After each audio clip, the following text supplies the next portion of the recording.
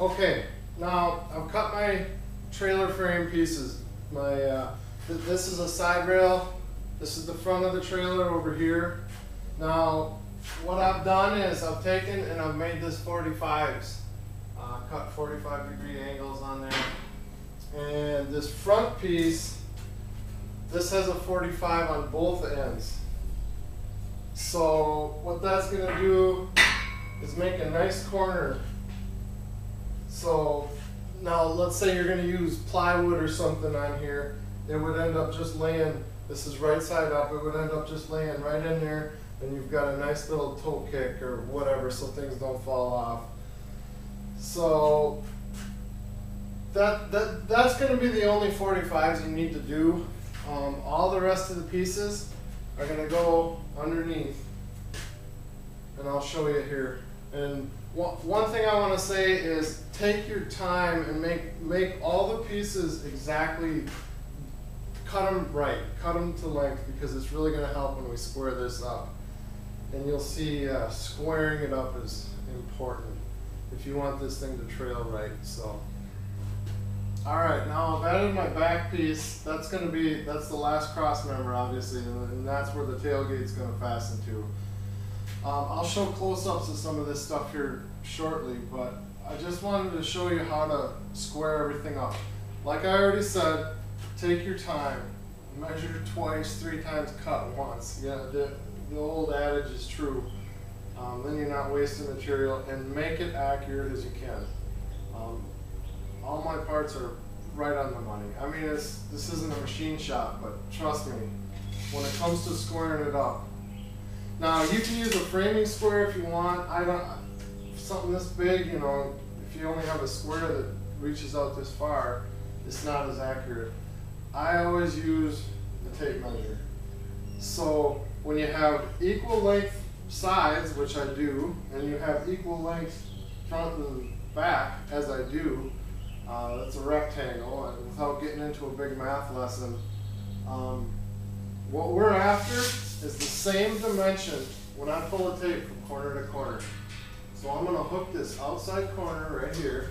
Make sure you got it hooked nice, because you're going to want to do the exact same thing when we go the other way.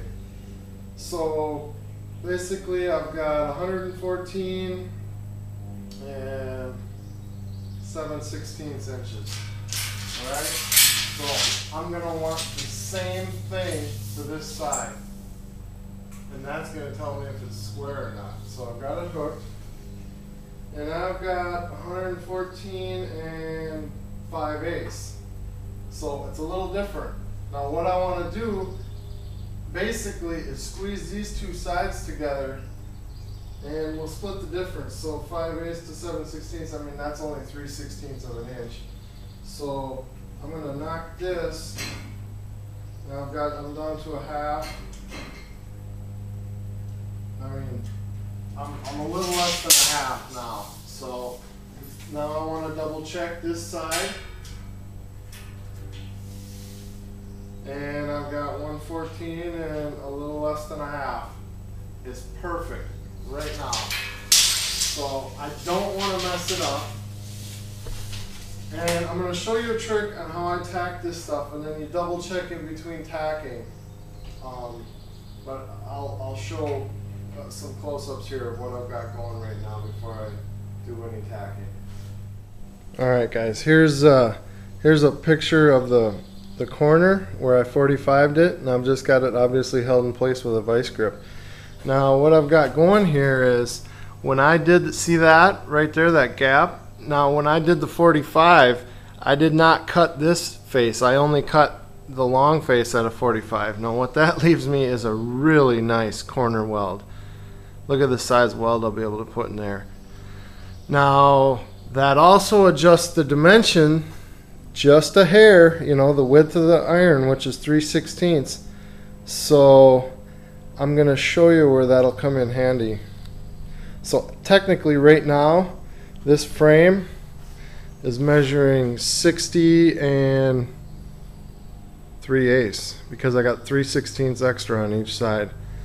And it's not a big deal for our hanger brackets because, I mean, what's 3/16 of an inch. Trust me, like I said, this is it's not rocket science at all. So, all right, now where it comes in handy is back here. Now I've held this dimension from this point to the other side. I have 60 and 3/8. Remember, 3/16 on each side. So what I've got going here is, you can see that I'm not perfectly, you know, I'm set in just a hair that way. But when I flip this over and I'm welding, I'll be able to put a very nice bead in here. I don't know, I'll try and get you right here. I'll be able to lay a real nice bead. Whereas if this was flush, you can still lay a bead, but you're not, I don't know, it's just the little extras. I like to do it. If you have a problem with the dimensions changing, that 3/16 per side, you can always allow for it.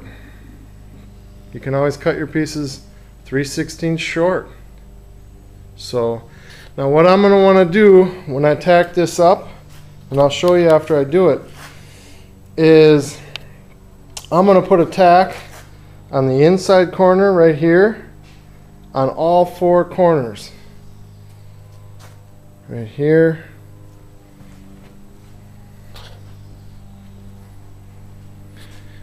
And I'm going to, well, let's see. I'll go on the outside. It looks like I got my clamps right in the way. So I'll go on the outside corner.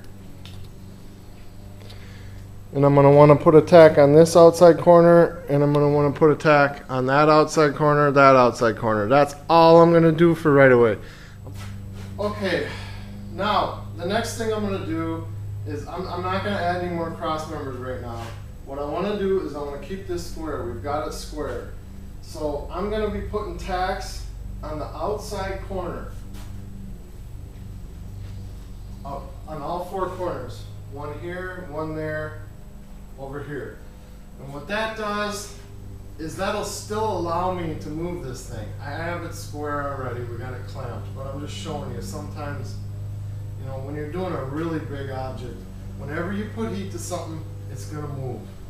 It's just that simple. Now, something like this, it's not going to move very much. But I want to get all 4 corners tacked on the outside. That way I can still move this around. It's only after you put that second weld on the inside that'll keep that from moving. Then that joint's not going to move anymore.